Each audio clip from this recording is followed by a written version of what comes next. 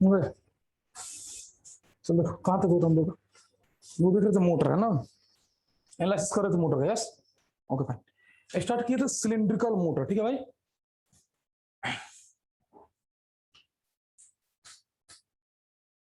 Cylindrical motor, सुनो बोले से पढ़ के आना जनरेटर है ना, क्योंकि सारा उसी से आएगा। बताओ बोलो क्या हुआ? देखो हमारे पास जो ईएमएफ का इक्वेशन होता है in the case of generator, हमारे पास जो ईएमएफ का इक्वेशन होता है in the case of generator, वही इक्वेशन यहां बैक ईएमएफ इक्वेशन कहलाता है। जो ईएमएफ इक्वेशन होता है, ईएफ जिसको तुम कहते हो वहां पे इंड्यूस्ड ईएमएफ को या एक्साइटेशन ईएमएफ को, वही ईएमएफ यहां क्या कहलाता है? बैक ईएमएफ कहलाता है। बस अंतर यही है, ठीक है, क्योंकि मोटर में इसी को बैक ईएमएफ कहा जाता है, ऑलरेडी पता है हम लोगों को। और इसको थोड़ा चालू करना भाई कुलदीप, और इसको हम लोग एक्साइटेशन ईएमएफ कहते हैं, डेट्स इट। अच्छा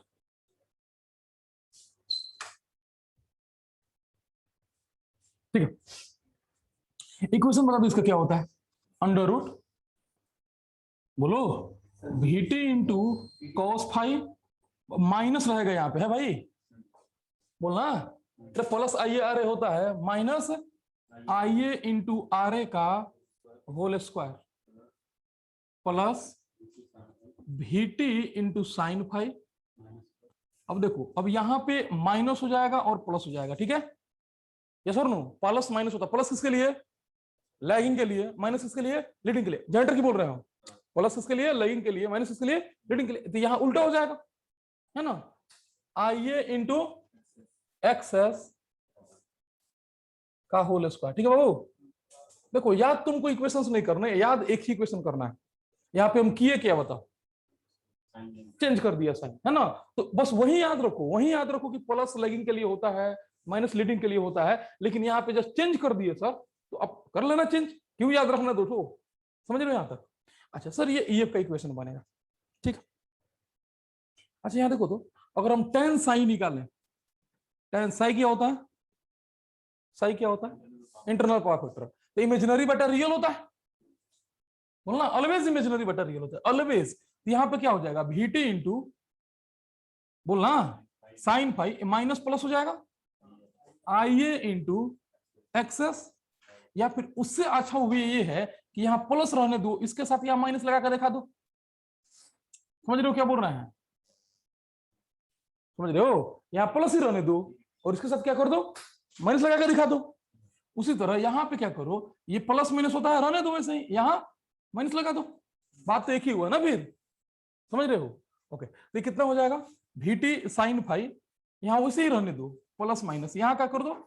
IA कर दो। समझ रहे हो? ये होल डिवाइड बाई बोलो ये वाला term VT cos five plus रहने दो, माइनस लगा दो IA इंटू RA। क्लियर है?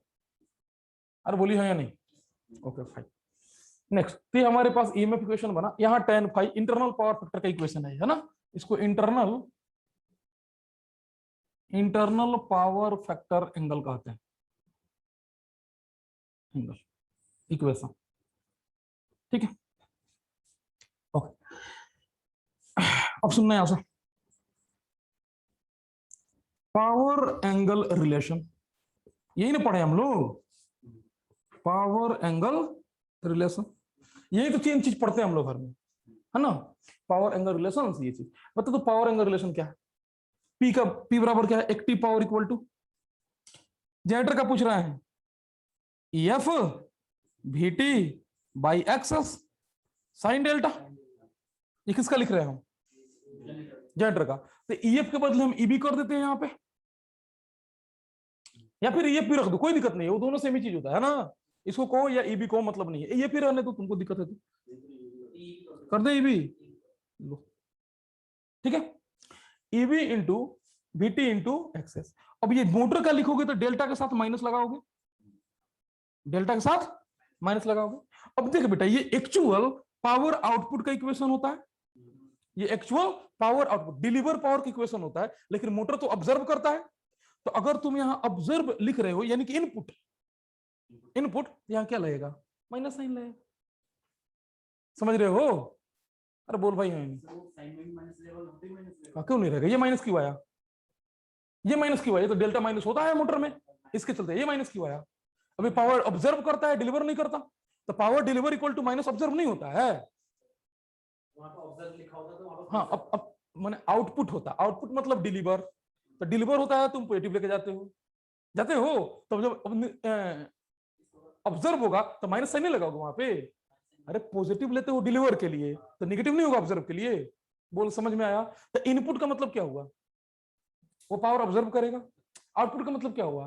वो पावर डिलीवर करेगा। यही चीज है। तो डिलीवर में तुम लिए थे प्लस, तो ऑब्जर्व में क्या करोगे? माइनस। क्लियर हो गया? चलो बताओ तो कितना होगा ये? पी इनपुट बराबर EB into VT by XS. अब ये माइनस माइनस खत्म हो जाएगा यहाँ पे, यानी कि इक्वेशन तो वही बना सर। देख रहे हो? कुछ है ही नहीं, है कुछ? हाँ, क्या बोल रहा है? इक्वेशन ना बनाओ इतना ही, लेकिन यहाँ तो माइनस। देखो अभी सुन बेटा, यहाँ पे अब जो है यहाँ पे माइनस डेल्टा पुट नहीं करोगे, अब यहाँ पे डेल्टा की वैल्यू पुट करोगे। ये इंटरेस्टिंग चीज है। यहाँ पे क्या पुट करोगे? अब डेल्टा की वैल्यू पुट करोगे। क्लियर? यानी कि पॉजिटिव वैल्यू पुट करोगे यहाँ पे।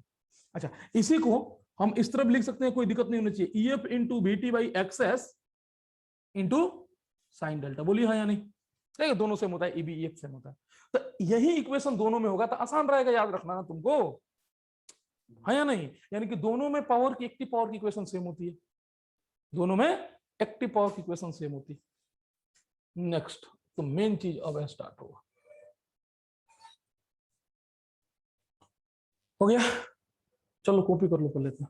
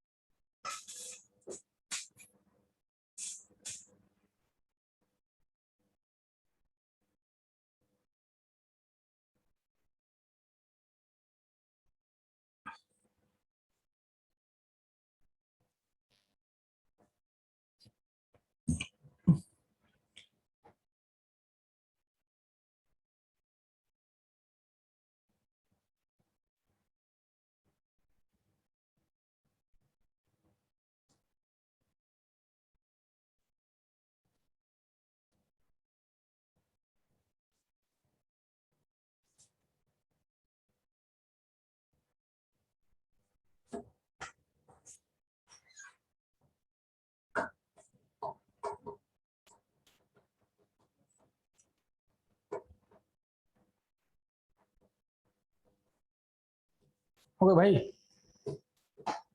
अरे बोलना। नेक्स्ट आ जा। ये एक्टिव पावर से। अब बताओ क्यू इनपुट क्या होगा? माइनस इंटू, अरे देखो लिखो मत, माइनस इंटू, माइनस क्यों लगा रहा है? ऑब्जर्व कर रहा है इसलिए। माइनस इंटू क्यू आउटपुट, जिसमें तुम चेंज कर दो डेल्टा को माइनस डेल्टा। पहले ये बताओ क्यू आउटपुट का फॉर्मूला क्या होता है? माइनस हटाओ, पहले क्यू आउटपुट का फॉर्मूला क्या होता है? हाँ, वीटी बाई एक्सएस, बोलिए, into E F cos delta minus VT. ये होता है फॉर्मूला हमारा। यस और नो? होता है ना? ये किसका फॉर्मूला लिखे अभी हम? अल्टरनेटर का। अभी अल्टरनेटर का लिखे। करो क्या इसमें? इसमें करो क्या? यहां पे लगाओ माइनस साइन और यहां पे लगाओ माइनस डेल्टा। तो कोस माइनस डेल्टा सेम होता है।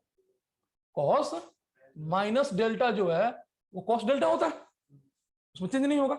यानी कि अब तो माइनस सर यहां से कॉमन करना पड़ेगा। अरे ये सेम होता है, minus cos delta cos delta होता है, तो माइनस तो कॉमन करना पड़ेगा। तो बता तो पी इनपुट कितना आया?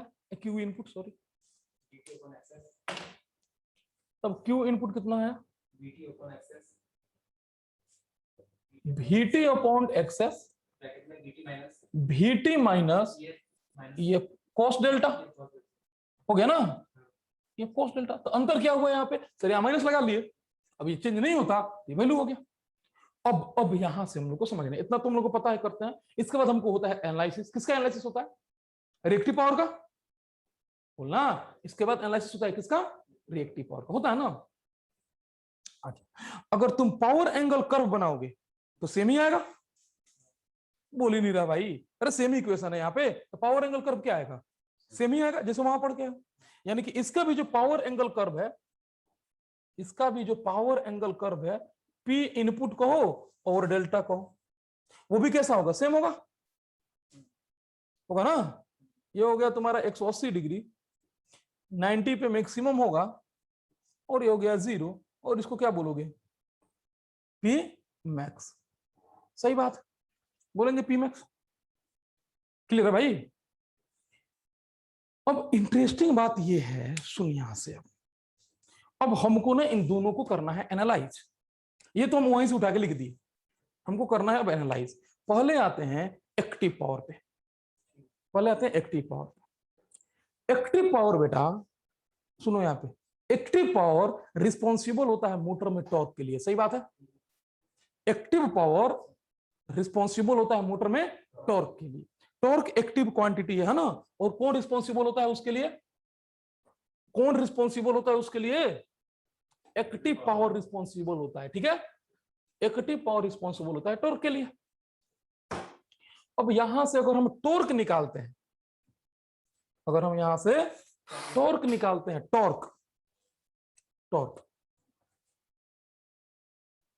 टॉर्क, तो ये टॉर्क का फॉर्मूला एक्चुअल में हम लोग डेवलप टॉर्क निकालते हैं, ऑलरेडी आपको पता है। अरे बोलिए हाँ या नहीं, हम लोग कौन सा टॉर्क निकालते हैं, डेवलप, उसमें सॉफ्ट साफ्ट का माइनस किया जाता है, हमको मिल जाता है टोटल टॉर्क, है ना। तो हम डेवलप टॉर्क जो निकालते हैं, देखो यहाँ पे छोड़ो, जो डेवलप टॉर्क निकालते हो वो पी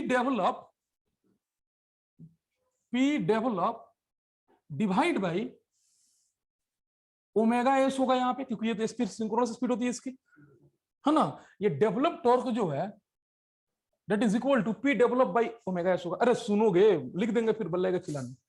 देखो ये पी डेवलप जो है, ये तो स्टेटर में डेवलप होगा, या फिर यू बोले एक्चुअल में रोटर में डेवलप होगा, और किसके चलते होगा, ईएफ के चलते, इंड्यूस ईएमएफ के चलते।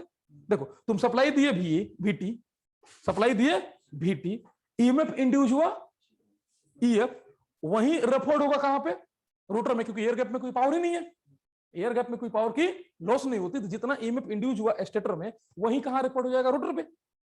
बस में आया, और वहां से तुमको निकलेगा डेवलपर, यस और नो। अब क्या है बाबू, सुनने यहां से, जितने तूने पावर इनपुट दिया, जितना तूने पावर इनपुट दिया, कितना पावर इनपुट दिए हो आप, कितना पावर इनपुट दिए हो, अरे कितना पावर, यहां लिखा तो है, कितना पावर इनपुट दिए हो, ये पावर इनपुट दिए हो तुम, इतना पावर इनपुट दिए, ये कहां दिए तुम, टर्मिनल पे, ये दिए तुम टर्मिनल पे।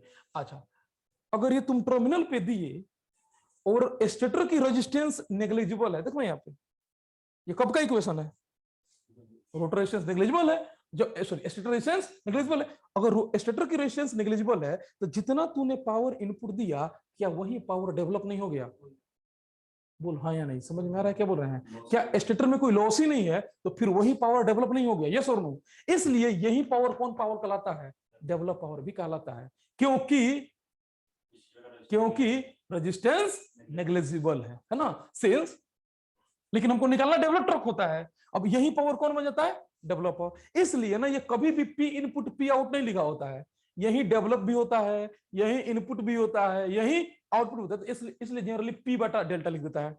अब कौन पी, इनपुट पी वही है, आउटपुट पी वही है, डेवलप पी भी वही, समझ रहे हो। ओके, तो यहां पे देख बेटा, जो पी डेवलप होगा, सॉरी जो पी, हाँ पी डेवलप होगा, अच्छा sorry, since R A is negligible, इसलिए जो आपका पी डेवलप होगा वही क्या हो जाएगा, वो किसके बराबर हो जाएगा, वो पी इनपुट के बराबर हो जाएगा ना। और तब बता दो तो यहां से टी टॉर्क कितना हो जाएगा, टॉर्क डेवलप कहो या टॉर्क कहो, कितना हो जाएगा torque develop, is equal to P develop, मतलब ये वाली कितना हो गया यहाँ पे, EF into V T by X S into omega S. 3 phase है तो 3 से मल्टीप्लाई कर दो, 3 फेज है तो ये पर फेज है ना सारा, अरे पर फेज पावर है सारा ये, तो 3 है तो 3 से मल्टीप्लाई कर दो, और ये हो गया आपका साइन डेल्टा। बोलो समझ आया नहीं यार, बस। तुम कंफ्यूज ना होगे, बाद में ईबी लिखेंगे तब कंफ्यूज, एक्चुअल में ईबी लिखोगे तब कंफ्यूज होगा, हमको पता है। लिखो लिखो, तो हमको क्या है, तुम दो इक्वेशन याद करना चाह रहे हो तो लिखो, उसमें कोई दिक्कत नहीं है। ईएफ लिखो ईबी लिखो, कोई मतलब नहीं, बस याद रखना ईएफ ईबी दोनों सेम होते हैं बस। क्योंकि कहीं कहीं बुक में ईबी लिखा होगा, कहीं बुक में ईएफ लिखा होगा, तो कंफ्यूज मत होना।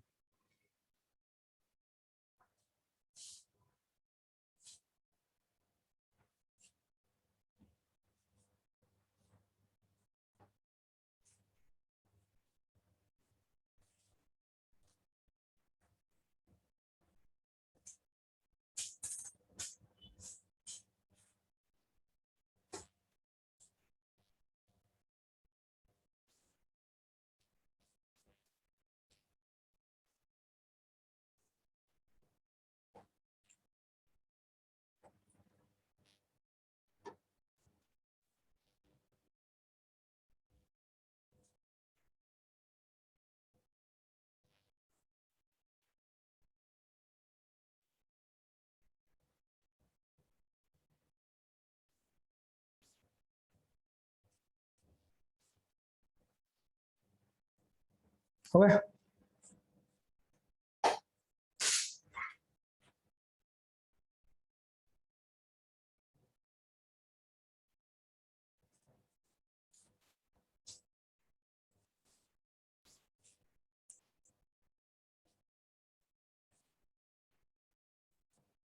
ओके भाई, ओके।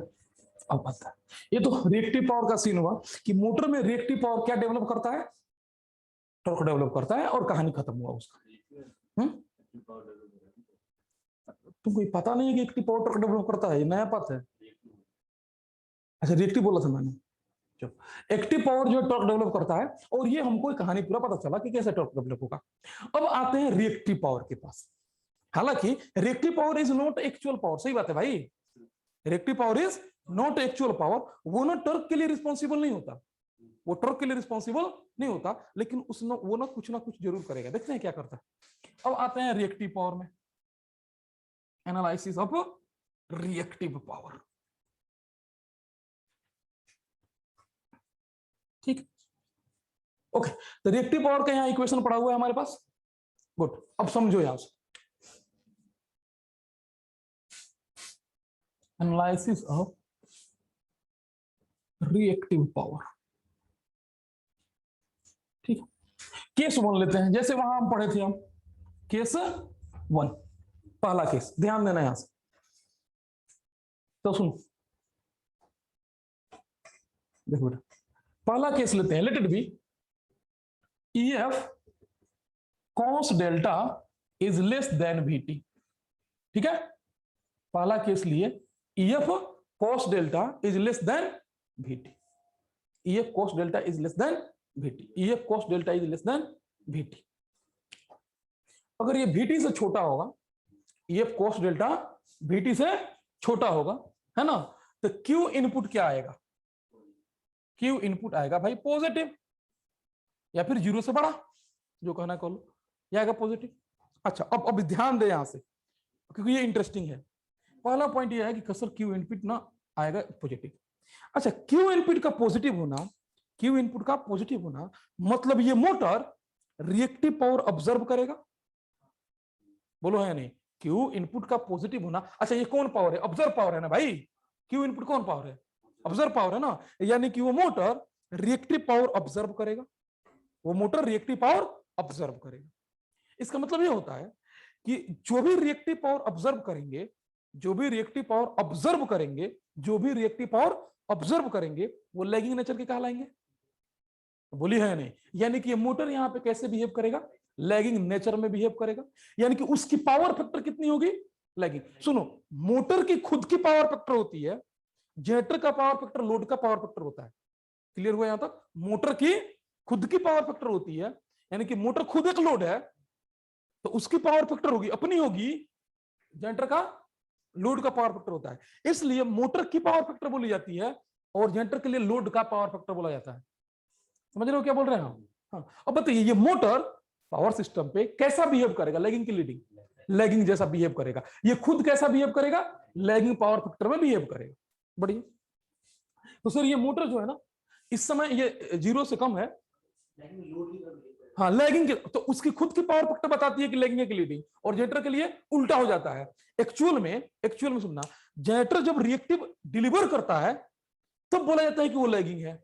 क्यों ऐसा? क्योंकि उसकी पावर फैक्टर लोड की पावर फैक्टर होती है। समझ में आ रहा क्या बोल रहे हैं? अंतर समझना। और मोटर ना जब लैगिंग ऑब्जर्व करता है तब बोलते हैं कि वो लैगिंग है। क्यों ऐसा? क्योंकि उसकी पावर फैक्टर होती है। क्लियर हो रहा है यहां तक? क्योंकि motor is also type of load, तब जो लोड ऑब्जर्व करेगा तभी ना बोलोगे लैगिंग। क्लियर हो रहा है? Okay fine. तो इस केस में ये क्या, ये मोटर रिएक्टिव पावर ऑब्जर्व करेगा? डेफिनेटली करेगा, क्योंकि ये वैल्यू जो है ना ये VT से कम है, ये VT से कम है, तो क्या करेगा? ऑब्जर्व करेगा, वो रिएक्टिव पावर ऑब्जर्व करेगा। ठीक है, यानी कि it observe reactive power. Observe कहां से? वही ऑब्जर्व करेगा। कहां से ऑब्जर्व करेगा? बस बार से, जहां कनेक्ट होगा वहां से ऑब्जर्व करेगा, मतलब बस बार से ऑब्जर्व करेगा। ये ऑब्जर्व करेगा रिएक्टिव पावर। क्लियर हो रहा है यहां तक? अच्छा, अगर ये रिएक्टिव पावर ऑब्जर्व करेगा तो कौन से पावर फैक्टर में बिहेव करेगा? वो लैगिंग पावर फैक्टर। बोलना रे, ये किस पावर फैक्टर में होगा? ये लैगिंग पावर फैक्टर में ऑपरेट करेगा। क्या हुआ? क्या हुआ? बोलो जल्दी, कंफ्यूज मत होना, इसमें पागल हो जाओगे बाद में। जो हम डीसी सप्लाई से उसको सिंक्रोनाइज करते हैं, वो डीसी सप्लाई इसमें कुछ वो काम नहीं करती है। क्यों नहीं करती? ये क्या है? ये क्या है? ये किसके चलते आया ना भाई? ये सुर नो बोलना। तो अगर ये वैल्यू आ रहा है उसके चलते, इसको ईबी भी लिख सकते हो तुम लोग। अब ईबी भी लिख रहा है, हम लिखते नहीं है ईबी, इसलिए तुम लोग लिख रहा है तो गलत अपना समझना, क्योंकि हम कभी नहीं लिखेंगे ईबी, क्योंकि हमको दो इक्वेशन याद ही नहीं है, तो हम ईब लिखते हैं, है ना? तो खैर समझ लेना ये ईबी है। पहले लिखवा दी भाई, ईएफ ईबी अलग नहीं है, वो दोनों सेम है। ईपीएच और ईएफ सेम है, सही ना? इसलिए कंफ्यूज मत होना कभी। हाँ क्या बोल रहे हैं, बोलिए। रिएक्टिव पावर जो तुम दिए, सुनो यहाँ पे, जो रिएक्टिव पावर तुम दिए वो ना, ये वैल्यू इससे कम है। अगर ये कम है तो उसको उतनी रिएक्टिव नहीं मिली जितना उसको चाहिए। मत समझो क्या है, तुम रिएक्टिव पावर दी है मतलब ये वाली टर्म इससे कम है, ये कम है ना यहाँ पे। अब उधर बोलो, इधर कम है। अगर कम है इसका मतलब जितना रिएक्टिव उसको देना था ना उतना तू नहीं दिया। समझे क्या बोले? उतना तुम दिया ही नहीं। अगर तुम नहीं दिया तो रिएक्टिव का डिमांड करेगा, वो कहां से करेगा? बस बार से करेगा। अब वो डिमांड करेगा तो कैसा बिहेव करेगा? लैगिंग बिहेव करेगा। यही चीज है कि ऑब्जर्व करता है रिएक्टिव पावर बस बार से, और कैसा बिहेव होता है? वो लैगिंग पावर फैक्टर पे बोला जाता है कि वो लैगिंग पावर फैक्टर पे ऑपरेट हो रहा है। अच्छा, इस केस में वो लैगिंग में ऑपरेट होगा। अच्छा, बोले कि वो इंडक्टर जैसा बिहेव करेगा।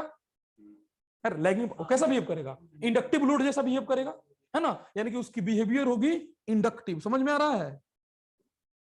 बोलना, वो इंडक्टिव बिहेवियर जैसा बिहेव करेगा। क्लियर? गुड। अब इस वाले को हम लोग बोलते हैं अंडर एक्साइटेड मोटर। समझ गए ना क्यों बोलते हैं? क्यों बोलते हैं? जो दिया, हाँ yes definitely, this is known as under excited, under excited motor. कोई दिक्कत है यहां पे? नहीं। लिखिए, क्लियर करोगे, बड़ी इंपॉर्टेंट टॉपिक है, जल्दी क्लियर नहीं होता किसी को।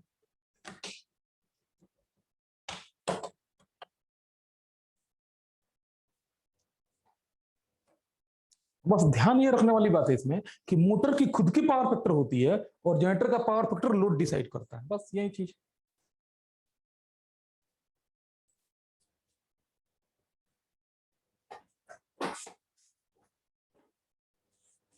वही चीज है, ऑब्जर्व करे या टेक करे, लेकिन टेक्निकल वर्ड तो ऑब्जर्व ही है, क्योंकि जो नेटवर्क में तुम पढ़ते हो ऑब्जर्व डिलीवर पढ़ते हो ना, इसलिए।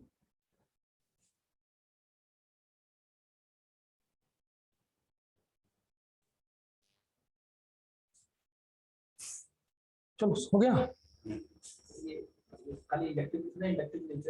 तो डेफिनेटली इंडक्टिव बिहेवियर है उसका।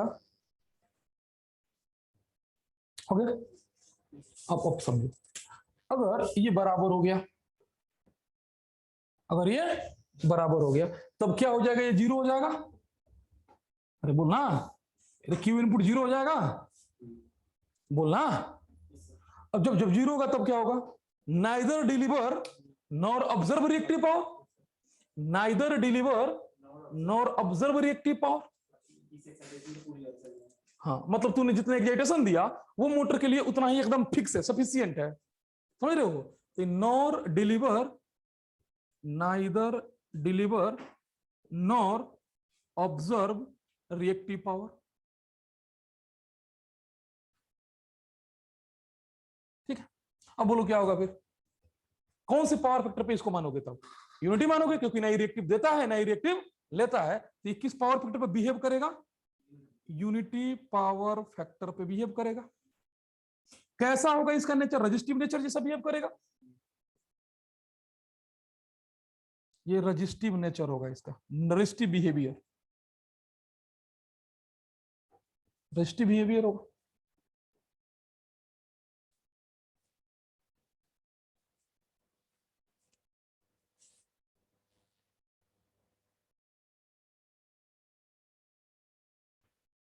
चलो हो गया। अच्छा नेक्स्ट सुनो, हो गया भाई?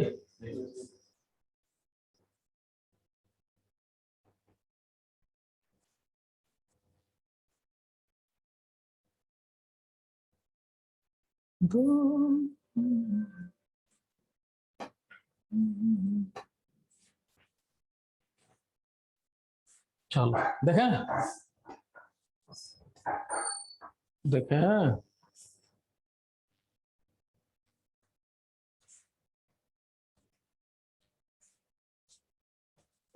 इसमें नॉर्मल एक्साइटेड होगा। हाँ, that is known as normal excited, अंदर लिखेंगे नॉर्मल एक्साइटेड,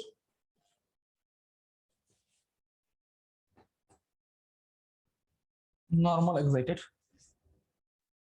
वैसे ही सेम वैसे ही है। हो गया। अब चल नेक्स्ट बता, अगर ये बड़ा हो गया तो, ये बड़ा हो गया तो बोलो, तब क्यू इनपुट जो होगा, ध्यान देना अब यहां से, ये क्यू इनपुट जो होगा वो निगेटिव होगा। अच्छा, निगेटिव क्यू इनपुट का मतलब क्या हुआ? ऑब्जर्व जो कर रहा है वो निगेटिव है, ऑब्जर्व जो कर रहा है वो निगेटिव है, मतलब वो डिलीवर कर रहा है। तब ऑब्जर्व क्यू निगेटिव है, इसका मतलब क्या हुआ? वो डिलीवर कर रहा है, बोलना है या नहीं? यानी कि इस केस में ये डिलीवर करेगा रिएक्टिव पावर, ये करेगा डिलीवर, डिलीवर रिएक्टिव पावर, ये करेगा डिलीवर रिएक्टिव पावर। ठीक है, बताओ कौन पावर डिलीवर करता है? कौन पावर रिएक्टिव पावर डिलीवर करता है? कैपेसिटर। यानी कि इस केस में इसकी पावर फैक्टर लीडिंग जैसा बिहेव होगी, हाँ या नहीं? क्योंकि वो खुद कैसा बिहेव करेगा? आप कैपेसिटर। देख बेटा, मोटर में कैपेसिटर नहीं है, मेरा बात समझो, मोटर में कैपेसिटर नहीं है, लेकिन जो तुम एक्साइटेशन दिए हो ना, उसकी कैपेसिटी से ज्यादा है। ठीक है, तो क्या करेगा फिर? वो तो सप्लाई करेगा पावर को, बस बार को, तो उस समय में वो खाली एक्टिव लेगा, खाली एक्टिव लेगा और रिएक्टिव देगा। समझ रहे हो यहां तक? यानी कि इट विल बिहेव एज कौन सी? Leading power factor, operate at leading power factor and behave as capacitor. ठीक है, ये कैपेसिटी बिहेवियर होगी इसकी, कैपेसिटी बिहेवियर। और इसको क्या बोलते हो तुम? Over excited, over excited. अब यहां से एक और कहानी थोड़ा शुरू होता है। कहानी ये है, चलो हो गया।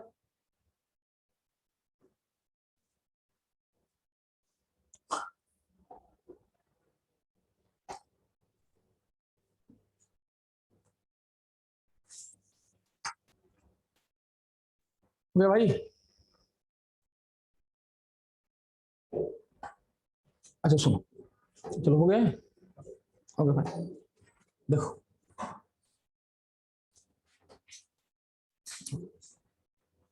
जो ओवर एक्साइटेड मोटर है, ओवर एक्साइटेड मोटर है, ओवर एक्साइटेड मोटर है, वो रिएक्टिव पावर को सप्लाई करता है, रिएक्टिव पावर को सप्लाई करता है। यानी कि कैपेसिटर जैसा एक बिहेव करता है, कैपेसिटर जैसा बिहेव करता है। और हम लोग पावर फैक्टर इंप्रूवमेंट में भी कैपेसिटर का डिमांड करते हैं। पावर फैक्टर पढ़े हो ना, पावर फैक्टर जब, उसमें भी कैपेसिटर हमको चाहिए होता है, क्योंकि कैपेसिटर करता क्या है? रिएक्टिव पावर सप्लाई करता है। कैपेसिटर अब हमारे साथ जितने भी लोड है कैसे हैं? लैगिंग लोड है, सबको रिएक्टिव चाहिए होता है, तो पावर फैक्टर घट जाता है। अब हम लगा देते हैं कैपेसिटिव, तो पावर फैक्टर बढ़ जाता है। बात समझ में आ रहा है? इसलिए हमको चाहिए होता है कैपेसिटर।